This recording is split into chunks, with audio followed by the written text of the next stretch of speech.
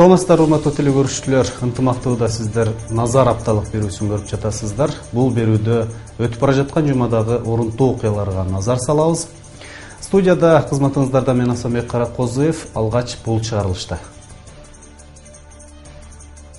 Ош шаарына газды Казакстандан тартып келүү сунушталды. Бул реалдуубу? Максим эки ай иштеп коет. Сиздер турасыңыздар, бул Sementin баасы 2 эсеге өсүп кетип, түшө баштады. Семент кымбат. Сагалабыз байладамдар. Таш жок. Баткенде Кыргызстан, Тажикстан жана Өзбекстандан келген делегаттардын катышуусунда Фергана достук өрөөнү аттуу фестиваль өттү. Tinchlik orqali kelajakka, ya'ni mamlakatlar rivojlanishiga o'z hissasini qo'shishiga misol bo'la oladi. Азыр берүүбүздүн башында өтүп бара жаткан жумадагы орунтуу окуяларга назар салыңыздар. 26 май дүйшөмбү. Бул күнү президент Алмазбек Атамбаев энергетика жана өнөр жай министри Осмонбек Артыкбаевди кабыл алды. Мамлекет башчысына министр өлкөнү кышкы жылуулук сезонуна даярдык көрүү боюнча жүргүзүлүп жаткан иштер, калкты газ менен камсыз кылуу тууралуу маалымат берди. Белгилүү күүчү, комузчу Кыргыз Республикасынын эмгек сиңирген артисти Нурак Абдрахманов 67 жаш курагында дүйнө салды. Бул күнү Ош облусунда өткөн 3-чү инвестициялык форумдун жыйынтыгында Кыргыз жана Кытай тараптары жалпы баасы 250 миллион АКШ долларынан ашкан кызматташуу келишимине кол койду. 27 май шейшембе. Бул күнү шаар жетекчилиги Масалиева көчөсүндө курулуп жаткан көп кабаттуу үйдү мыйзамсыз курулуп жатканын, Ош мунарасы деп аталган турак-жай комплекси кооптуу жерде жайгашып калганын билдиришти. Ош райондук электр тармактары ишканасынын жетекчиси Данияр Сыдыков шаарда электр энергиясы маал-малы менен өчүрүлөрүн маалымдады. Ушул күнү Кыргыз Республикасынын транспорт жана коммуникация министри Калыбек Султанов жана жогорку кеңештин бир катар депутаттары жаңыдан салынып жаткан түндүк-түштүк альтернативдик жолдун учурдагы болуп жаткан жумуштары менен жеринен таанышты. Бул күнү Кыргызстанда китепканалар күнү белгиленди. 28 май шаршембе. Бул күнү мамлекеттик чек ара кызматынын түптөлгөндүгүнө 15 жыл толду.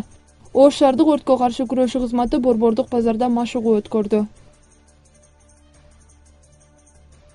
29 май бейшембе. Бул күнү Кыргызстандын куралдуу күчтөрүнүн түзүлгөндүгүнүн 22 жылдыгы белгиленди. Ушул күнү курулушу токтоп калган эстакадалуу көпүрөнүн курулушу кайра жанданды. Ошто педагогдордун республикалык деңгээлдеги конференциясы башталды. 30 май жума. Ынтымак балдарга күлкү тартуулайлуу аттуу акция өткөрдү. Ошто Манас эпосундагы каармандар өзбекче сүйлөштү.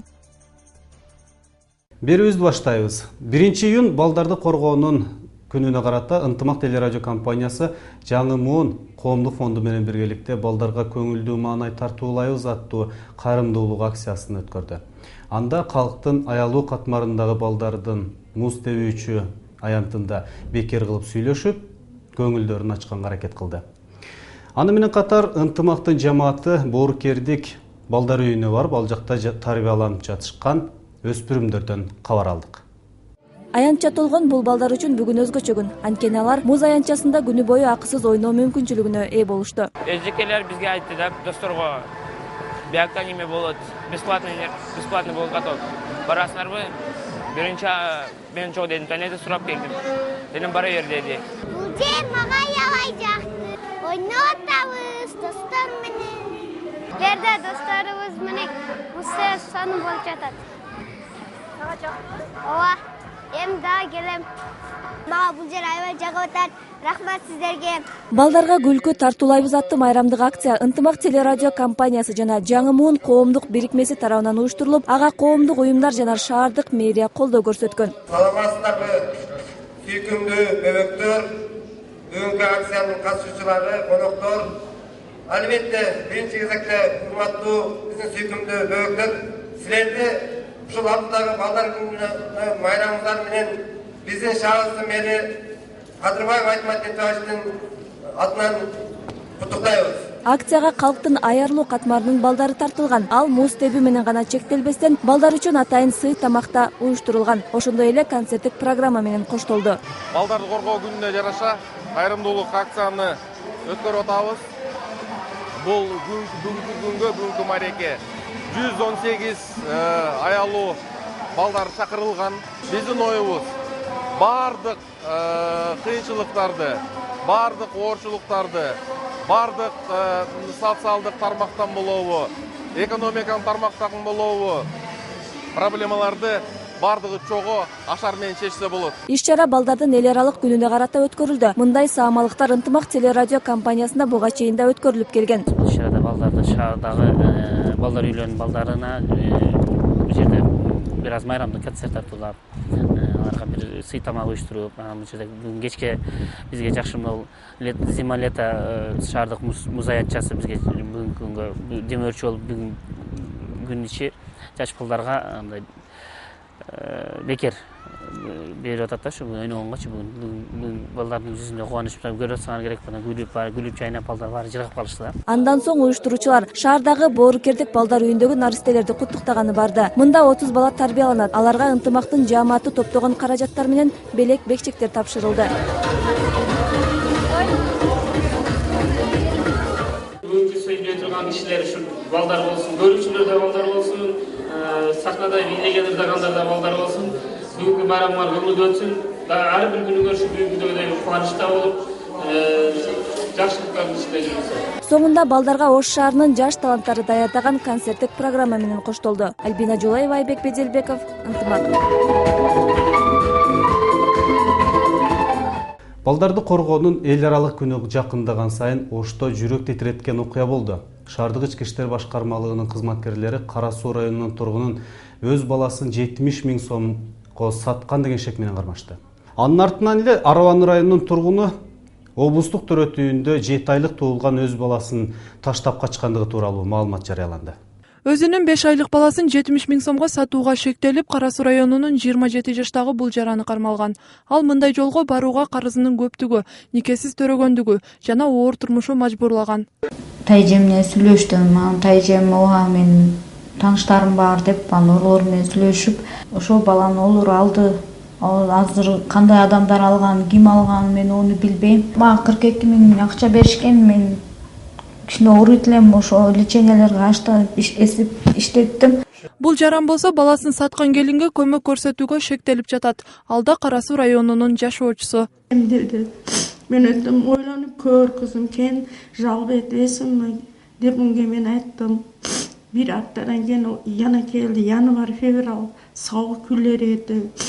Boshqa ilojim yo'q, meni operatsiyam rak bo'lib ketar ekan, lichit qilishim kerak. Balamni ko'tara olmayapman dedi. Men aytdim, mayli.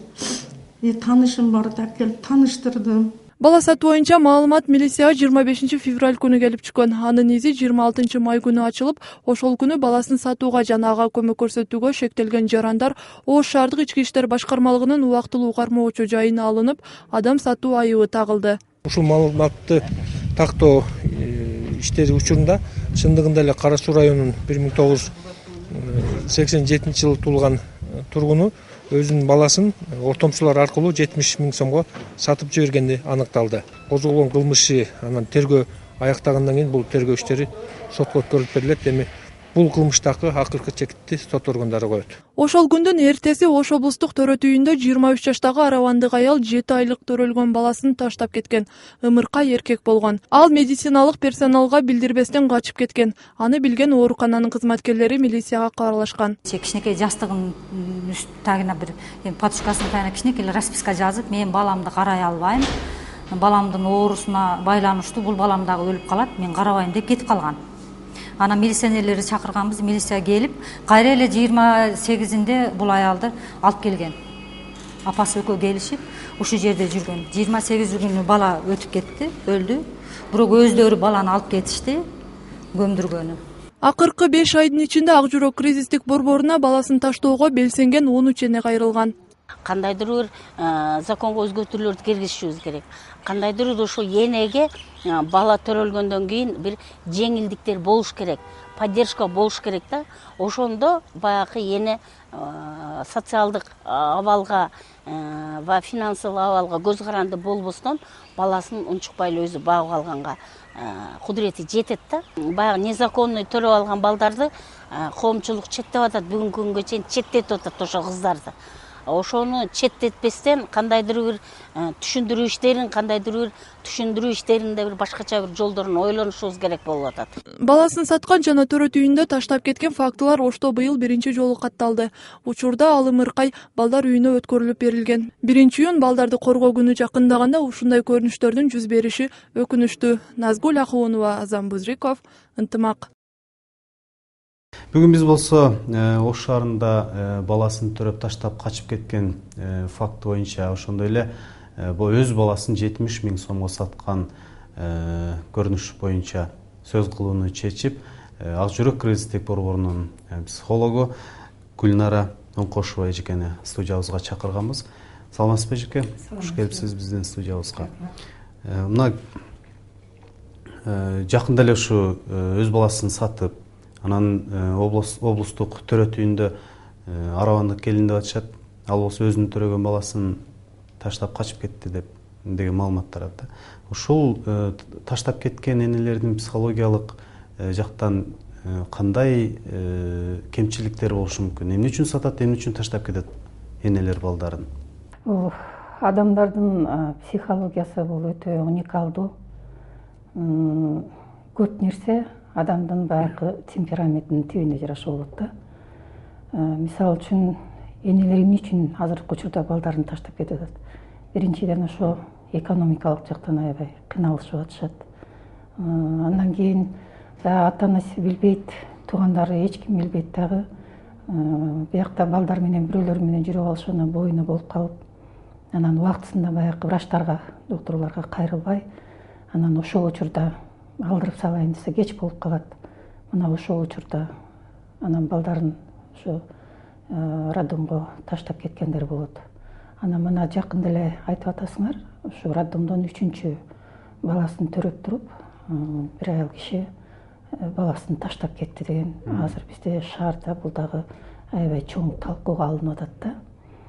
Эмне үчүн мындай аялдар бар, баягы 5 кол тең эмес.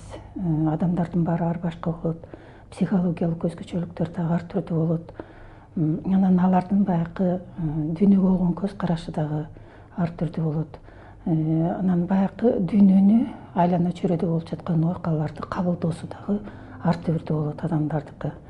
Ушул маселени алдын алып кандай бир чараларды көрсө болобу? Эмне кылса болот алдын алуу боюнча? Анткени мына ушул эле жылы Бишкекте дагы өз баласын ажатканага таштап кеткен дагы факты катталбады беле? Эми муну алдын алсак болот. Эми биринчиден азыркы учурда биздин баягы жаштарыбыздын деги педагогика, психологиялык жактан баягы билимсиздиги, экинчиден баягы адеп ахлактуулуктун бизде деградацияланышы, баягы билимдин деградацияланышы. Азыркы кезде мисалы жаштарыбыз ушу батыштын жакшы жактарын албастан жаман жактарын көбүрөөк алып атышат. Ошону өзүнүн турмушунда колдонушат. Мына ошолордун бүт бардыгы ошо балдар, кыздарга, жаштарга таасирин тийгизип атат да. Мисалы үчүн телевизор көргөндө деле же болбосо интернетти менен көп байкайм да студенттердин арасынан. Интернетке чыкканда интернетте мисалы өзүнө пайдалуу мындай бир нерселерди албастан ошо интернетте таптакыр кереги жок нерселерди кабыл алышат да. Мына ошонун бүт бардыгы ошол эки адамдын руханий жактан калыптанышына, көз карашынын калыптанышына сөзсүз түрдө таасирин тийгизет да.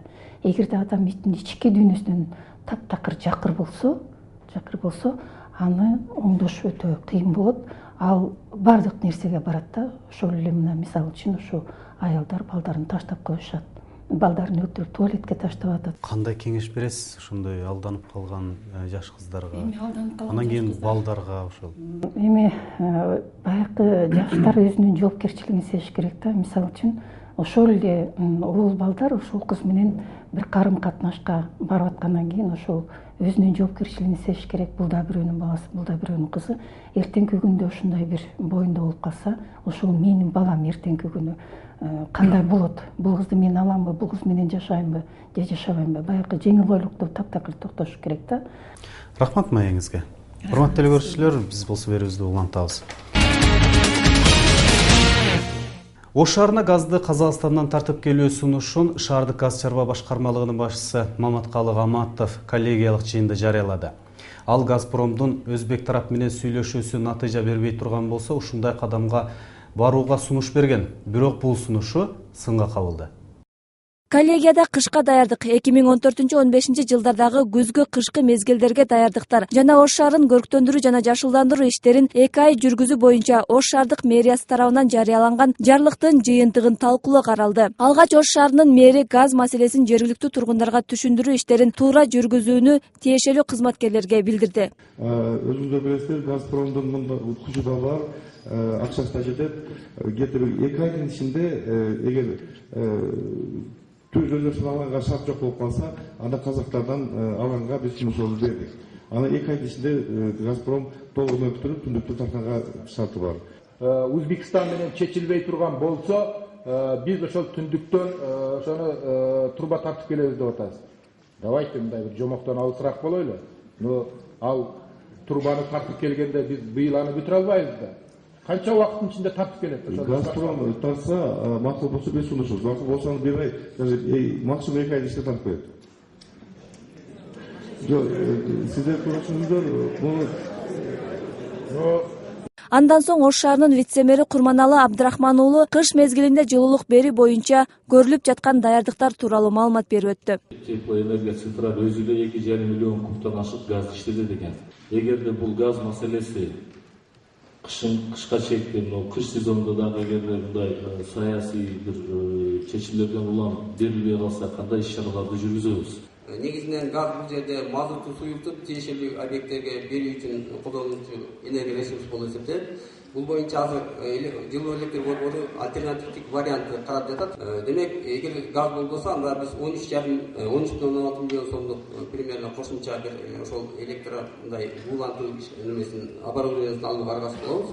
Демек, бул маселе чечилбесе, демек альтернатив единственный жол ушул болуп калат. Жылуулук берүү боюнча 22 пункттан турган иш план түзүлүп, анын жыйынтыгында учурда шаарыбыздагы 32 көп кабаттуу үйлөрдүн жылуулук берүү жабдуулары жаңыртылып бүттү. Мындан сырткары 40 түтүндү жылуулук берүү жабдуулары менен камсыздоо каралган.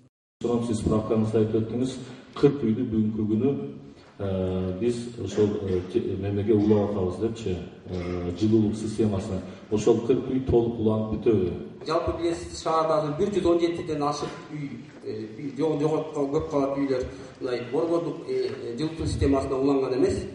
Ошондуктан аны быйыл эми массалык баарын камтуу мүмкүн болгон жок. Былтыр 32 үй болсо, быйыл 40 үй деп пландаштырып атабыз. Мына бул МЖК ишканасынын негизги иши. Демек, ушул планда каралган иш, бул ушул жылы аткарылыш керек. Жыйындын жүрүшүндө Ош шаарын көрктөндүрүү жана жашылдандырууга багытталган 2 айдын жыйынтыгында пландалган объекттен 8 объект кошумча аткарылып, алгылыктуу иштер жүргөндүгүн вице-мэр баса белгиледи. Демек, кошумча бул жердин ичинде бир жеринде сквер, жаңы сквер ачылып, жарым бөлүк ишке салынды. Ош шаарын көрктөндүрүү жана жашылдандыруу боюнча жарыяланган 2 айдын алкагында атайын комиссия түзүлүп, 2 айлыкты өткөрүүнүн активдүү катышуучулары Ош шаарынын мэри Айтмамат Кадырбаев тарабынан сыйланды.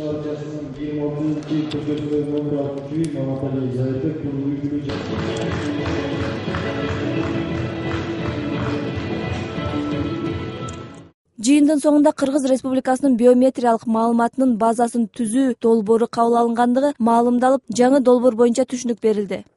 Өтүп бара жаткан жумада Ош шаарында цементтин баасы кескин түрдө 6-7 сомдон 14 сомго чейин кымбаттап барып кайра түштү. Баанын көтөрүлүшүнө Кызылкайдагы цемент заводунун токтоп калгандыгы себеп болгон. Курулуш кычап турганда курулуш материалдарынын кымбатташы тургундарды капчыгын кыйнап жиберди. Цементтин аркы акыркы 7 күн ичинде кескин көтөрүлүп, эң жогорку баа 14 сомго чейин жеткен. Муну сатуучулар Кызылкайдагы цемент заводу бузулуп, андан цемент келбей жатканы менен түшүндүрүшөт. 14-тө сатканыбыз үчүн, анан бирок биз ошо дер сатып, аз 10 сомго түштү да. Да 1-2 күндө завод иштеп кетсе да түшөт деп атат. Ошо өзүңөр көтөрүп коюп атасыңар дегендери болуп атат, албай кеткендери. Арабанын цементи бар, ол деле кымбат баада келип атат бизге. Бирок аз санда келип атат. Завод өтө көтөрүлгөн. Кызылкайдагы цемент заводу ишмердүүлүгүн токтоткондон бери азыр Ошко цемент Кант шаарынан тартылууда. Учурда Кызылкая цементи каладагы курулуш базарынын саналуу гана түйүндөрүндө сатылууда. Алда завод бузулганга чейин алып келинген. Бир КАМАЗ чүрдүк эле ошону сатып атабыз азыр. Ону арзан эле алганбыз ошо. азыр 10 сомдон сатабыз, кичине тыйын кошуп сатабыз ошо. Сементтин кескин түрдө 2 эсеге көтөрүлүшү карапайым элге оор келүүдө. Айрымдары баштап алган курулушун токтотконго чейин барышууда. Алардын катарында Неметилла Асанов да бар. Анын үйүнүн курулушу баа жогорулаган күндөн бери токтоп турат. Кымбат баада семент ала албай усталардын бош кармап отурганына тынчсызданып жүрөт. Качан баа төмөндөйт экен деп күн сайын базарга барып кабар алууну адатка айланткан. Канча болсо да токтотобуз деп, токтотпогонго иланчы жок да. Каражатыбыз жетерлик эмес. Мурункудай ушу арзаныраак болсо бүткөзүп алат элек. Азыр эми кыймат 11 сом, 12 сомдон кылып үй бүткөзүп алыш өтө кыйын нерсе болуп атат. Курулуштун солгундагынын шагылташып саткан ишкерлер да тастыкташат. Алардын айтымында курулуш ташын алуучулардын саны кескин төмөндөгөн. Семент жок болсо стройка болбойт да. Шагалды семент менен коёт да. Бетонду таш шагал менен семент менен коёт. Основной семент. Семент болсо бетон куюлбайт. Семент кымбат. Шагал албайт адамдар. Таш жок. Ошондордон таш шагалдар көзүп турасыздар, баардыгы турат. Шопурлар күнгө кашайып турушат. Кабыргасын кашайтып нерде. Келет семче чагат, кайра кетишет үйүнө. Азыр учурда 4 күн, 5 күн жаткандар бар. Бир апта жаткандар бар, ушу базарга келип жүгүн жүктөп келип алып сата албай. Кымбат болсо да аргасыздан курулушун жүргүзүп жаткандар да жок эмес. Турсунхан Эгембердиева бузуп жаткан үйүнүн ордуна тез арада башка турак куруусу керек. Антпесе жашап аткан үйү эскилиги жетип кулап түшүү коркунучунда турат дейт ал. Энди баарыча эплеп турамыз, күчүбүз жеткенче семуду кымбат болсо нема кыламыз? Илажым жок, мында отурушка эч илажы жок да көчөдө отурушка. Учурда Ошто эң кымбат семент 11 сомдон сатылууда. Ал Кызылкыя жана Кант сементтери. Бирок Араван сементи да мурунку баасынан бир кыйла жогору. Монополияга каршы күрөшүү агенттиги ал бааларды көзөмөлдөгөнгө укугу жоктугун айтышат. Бирок бул Кызылкыядагы семент заводу ишке киргенде жөнгө салынаарын кошумчалашат. Азыр эле мен байланыштым. Центральный аппараттын кызматкерлери, монополисттер немени занят. Анын Кызылкыя семент заводунун жетекчилери агрегаттарын оңдоп бүтүп калыптыр. Биринчи июнга чейин оңдоп аракет кылабыз дейт. Эгерде жакшы оңдолуп калса, ошону иштеп калат экен. Жок болбосо 10 июндан кийин иштелет экен. Бирок айтылган даталарда оңдолуп ишке кирет дегенге эч ким кепилдик бере албайт. Эл болсо тезирээк арзандаса деген үмүттө. Белгилекеси Кызылкыя семент заводу 20 май күнү бузулуп, ошондон бери иштебей турат. Аталган заводдон билдиришкендей, учурда анда сементтин запасы жок. Убактылуу иштебей жаткандыгы боюнча өкмөткө кат жолдошкон. Назгүл Ахунова, Азам Бузриков, Ынтымак.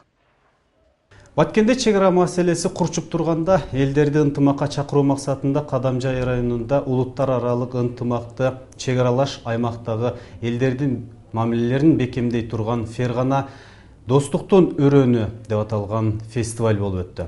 Иш-чарага Өзбекстандан, Тажикстандан да коноктор катышып, мындай демилгени Өзбекстандан улантуу макулдашылды. Фестиваль чек аралаш жашаган элдердин достугун чыңдоого, өз ара келишпестиктерди жоюу максатын көздөйт. Кадамжайдын борбордук аянтына чогулган элдер ар улуттун музыкалык аспаптарында өркүүлөрдү угуп, тамак-аштардын көргөзмөсүнө күбө болушту. Достук майрамдын кийинки бөлүгү атайын илимий форум менен улан. Өзбекстан, Тажикстандан келген өкүлдөр Кадамжай район аймагындагы жашаган ар башка улуттун өкүлдөрүнүн сунуш пикирлери айтылды. Фестивалга келген коргонуу жана коопсуздук маселелери боюнча вице-премьер-министр Абдрахман Маматалиев Өзбекстандан да өкүлдөрдүн катышкандыгы чек аралаш аймактагы эки элдин ынтымагын бекемдөөгө, эки өлкө бирдей кызыктар экендигин айтты. Улуттар аралык ынтымакты бекемдөөгө баягы бир аз эстенип кетип аткан эски жакшы мындай традицияларды, каада салттарды кайра калыбына келтирүүгө сөзсүз чоң түрткү болот деп эсептейм. Анткени бул жерде көп улуттуу ушу Кадамжай району, Баткен облусунда жашоочулар эмес, Өзбекстан, Тажикстан өкүлдөрү да чакырылган экен, бир топтор келишиптер. Мындан ары ушундай традицияны улантып, башка коңшу мамлекеттер менен дагы алаканы жакшыртып турсак болот. Иш-чараны Кыргыз Республикасынын өкмөтүнө караштуу жергиликтүү өз алдынча башкаруу жана этностор аралык мамилелер боюнча агенттиги уюштурган. Фергана достуктун өрөөнү аталган бул фестиваль аймактагы бир гана улуттар аралык маселе эмес, чек аралаш аймактагы чыңалууну жеңилдетүү максатын көздөйт. Үч республиканын адамдары ушу делимитация, демаркация болуп аткан убакта бири-бирибизге мындай бир сабырдуулук менен мамиле кылып, толеранттуулук, бири-бирибизге чыдамкайлык маселелери, ошол чек арадагы жашаган инсандардын маданияттуулугу өтө керек болуп атат. Себеби кичине бир нерсе болсо эле бири-бирибизге кол салып, машиналарды өрттөп, үйлөрдү өрттөп, мына ошого чейин барып атабыз. Бул эч убакта жакшылыкка алып келбейт. Бул чоң жаңжалга алып чыгышы. Ошондуктан ушул маселелерди абдан жакшылап талкууладык. Жетекчилерди эмес, элдерди келип ушу көрсөтүп, улуттардын маданиятын, кайсы улуттар жашап атат, кандай мааниде экенин ойлоруну жеткизүү болду. Мен ойлойм, бунун жыйынтыгы бир гана биздин Кадамжай районуна эмес, жалпы эле ушул Фергана өрөөнүнүн элдерине таасир тиет. Иш-чарага катышкан Өзбекстандын Фергана район акиминин орун басары Актам Исаев бул демилгени мындан ары Өзбекстанда улантууну колго алабыз дейт. Мындай иш-чара жергиликтүү чектеш жашаган тургундарга оң таасирин берет. Do'stlikda orqasidan bu tinchlik bo'lishligini, tinchlik esa bu mamlakatning rivojlanishini, kelajakda mana yoshlarimiz, ayniqsa biz yoshlarimiz shu do'stlik orqali, tinchlik orqali kelajakka, ya'ni mamlakatning rivojlanishiga o'z hissasini qo'shishiga misol bo'la oladi. Mana men bugun ko'rganlarim bu millat tanlamaydi. Hammamiz urf-odatimiz, suvimiz ham, qabristonimiz ham, qolgan joylarimiz ham bir xil. Bu yerda hech kim, men o'ylaymanki, bundan keyingi mana shunaqa uchrashuvlar ko'p bo'lsa, bu millat. Аймакта алгачкы жолу уюшулуп жаткан мындай демилге жакын арада Өзбекстанда уланып, эл аралык деңгээлге жетсе, Фергана өрөөнүндө жайгашып, чектеш жашаган элдердин өз ара келишпестиги азаят дешет. Медер Ниязалиев, Арсан Алмазбек уулу, Ынтымак, Баткен облусу. Таластын төө бурчагы Кызыл Кыя аймагында да өстүрүлө баштады. Жергиликтүү кеңештин депутаттары жана дыйкандардын демилгеси менен быйыл Кызыл Кыя шаарынын Караван айылында 30 гектар жер аянтына төө бурчак себилди. Буга чейин мынчалык көп жер аянтына себилбегендиктен жергиликтүү дыйкандар таластын айыл чарба адистеринен кеңеш алышып, иш алып барышууда. Кененирээк аймактык кабарчыбыз Медер Ниязалиев улантат. Алгач Кызыл Кыя аймагына төө бурчак өстүрүүнү демилгелеген Айзада Каарова таластык дыйкандардан кеңеш алган. Жердин шартын эске алып, 1 жылда 2 рет түшүм алууга болот дейт. Азыр күндө мына гүлдөгөнгө аракет жасап, алды гүлдеп калды. Биз 2 түшүм алабыз деген эмени коюп атабыз. Эгерде 120 күн, 100-120 күндүн ичинде бышат турган болсо, бизде 100 күнгө ылайыкташтырылган болсо, анда биз 2 жолу түшүм алабыз деп аракет жасап атабыз. Сыноо катары бул жылы Караван айыл аймагынан 30 гектар жер аянтына төө бурчак себилди. Ал үчүн сугат суунун көйгөйү да чечилген. Себилген күндөн тарта таластык дыйкандар жерине келип кеңешин берип турат. Дарыладык, биринчи обработканы кылдык. Баягы чөптөргө каршы подкормка деген дарыларын берип дарыладык. Таластын ар айына караганда биздин жер кичине жылуураак экен. Ошого сууду көбүрөөк талап кылат окшойт бул төө бурчак. Ошондагы алдын ала даяргерчиликтерди көрүп, кече апрель айында коңшу айылыбыз Төөлөс айылдан келген суубуз бар эди. АУПга келген, жаңы келген трактор алган экскаватор. Ошону менен чаап даярдадык. Бүгүнкү күндө Кудай буйруса суубуз жакшы эле болот. Жергиликтүү элде азырынча төө бурчак өстүрүүгө кызыгуу аз. Дыйканчылыктын бул тармагын жайылтууда айыл аксакалдары тургундарга түшүндүрүү иштерин жүргүзүүдө. Төө бурчагыбыздын көрүнүшүн мына көрүңүздөр. Кудай буйруса азыр чыкканы тегиз, жакшы, Кудай кааласа жакшы пышып, жакшы сатып алган болсок, келерги жылы эл муну көрүп туруп, эл мындан дагы кызыгат деген ойдобуз. Бирок ушу таластыктарда сата алабызбы деген көп жерлерде ушундай суроолорду берет. Биз эл менен жолугушкан мезгилде да депутаттар. Түшүм алынгандан кийин аны сатуу боюнча Кызыл Кыя шаарынын жетекчилиги таластагы кесиптештер менен сүйлөшүүлөрдү жүргүзүүдө. Бул жылы түшүм мол болуп, ийгиликтүү сатылса, шаар жетекчилиги эмки жылга төө бурчак себилүүчү жердин аянтын кеңейтүүнүн аракетин көрүүдө. Кийинки ызбыт сатуу маселеси боюнча дагы таластын мэриясы менен сүйлөштүк. Себеби таласта бул жакшы жол коюлуп калган. Ал жерде алармандар, ошо фирмалар бар экен. Ошол аркылуу себеби төө бурчуктардын уругу дагы мына семенасы да ошол жактардан алынды. Муну азыр ошонун үстүнөн иштеп жатабыз. Мына Талас шаарынын мэри менен дагы мына бүгүн эле байланышып сүйлөштүк ушул боюнча. Бул жылы өкмөттөн арзандатылган баада берилген жер семирткичтен Кызыл Кыя аймагындагы дыйкандар 200 тонна алышкан. Айыл чарба техникалары да жылдан жылга жаңыланууда. Медер Ниязалиев, Арсан Алмазбек уулу, Ынтымак, Баткен облусу. Ош шаарында Манас эпосундагы каармандар өзбек тилинде сүйлөштү. Кыргыз мамлекеттүүлүгүнүн бекемдөө жылына карата кыргыз эл акыны, белгилүү акын жана драматург Жалил Садыковдун Манастын уулу Семетей аттуу драмасы өзбек артисттери сахнага алып чыгышты. Аны менен кыргыз улуттук мурастарды башка улуттарга жеткирүү, улуттар аралык маданий карым-катнаштарды жандандыруу максатында сахналаштырылган бул драманы Кыргыз Республикасынын маданиятына эмгек сиңирген ишмер Абдугани Абдугафуров которгон. Акын драматург Жалил Садыковдун Манастын уулу Семетей драмасын Оштогу Бабыр атындагы Өзбек академиялык драма театрынын артисттери сахналаштырышкан. Кадимки ак калпак, кылыч, найза, калкан иленген ак өргө, ошондой эле кыргыз улуттук кийим кийген Манас эпосундагы каармандар өзбек тилинде сүйлөштү. Köter başını, artkil közden yaşını. Olam yığıla tapken emas, Manas laşkar başını. Эпостогу окуялар тизмектелип, көрүүчүлөрдүн бүйүрүн кызытты. Келген коноктордун арасында Жалил Садыковдун жубайы Сабира Чапаева да бар. 88-89 жылдарда уже коюлган болчу буларга өзбек. Анан эми ошонун кайра кайталанып атышы эл достугу. Жалгыз эле биз билбей Манасыбызды, Семетейибизди, Сейтегибизди өзбектер да билип турса, бизде жашаган элдин баары билип турса, бизге да жакшы сыймык го деп ойлойм. Ошо. Мына кубанып турам өзүм. Ашкам көз өтүп кеткенден кийин башкаларда коюлуп аткан спектакльдер, мурунку коюлуп аткандары коюлуп атат, а булар жаңылап коюптур. Акыркы учурда чыгарманы кайра сахнага алып чыгуу, Манастын, анын урпактарынын кыргыз мамлекеттүүлүгүн түзүү жана бекемдөө үчүн алып барган күрөштөрүн сахна тили менен жаш муундарга көргөзүү зарылчылыгы пайда болгон. Драманы койгон режиссер Набижан Сабыр. Hazır fevral ayından başlap tiyatro cemaati mana şu spektakl üstünde iş alıp barıp hazır çıkarmamızı endi bugün el aldıga alıp çıkıp tamaşabinge hazır endi şöyle biz endi berip atabız.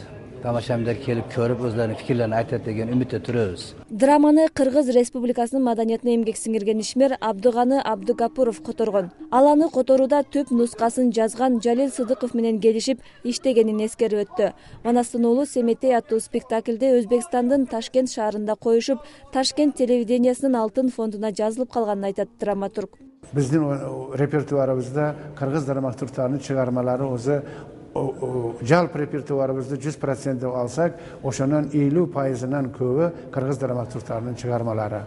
Мына биз репертуарыбызда Марбайжиевдин чыгармалары, Бексултан Жакиевдики, Султан Раевдин чыгармалары, мурда мына Токтогулот Абдумомуновдун чыгармаларын көп коюп жүргөнбүз. Буга чейин театр жааматы Манастын уулу Семетей драмасын Бишкекте бир нече ирет көрсөтүшкөн. Белгилей кетсек, драманы биринчи жолу режиссер Абдурашид Байтемиров сахнага койгон. Альбина Жолоева, Айбек Бедилбеков, Ынтымак.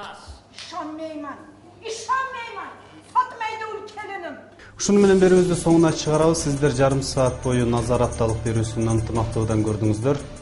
Аны эфирге мен Асанбек Каракозуев даярдап алып чыктым. Мага кесиптешим Азам Бузиреков жардам берди. Саламатта калыңыздар.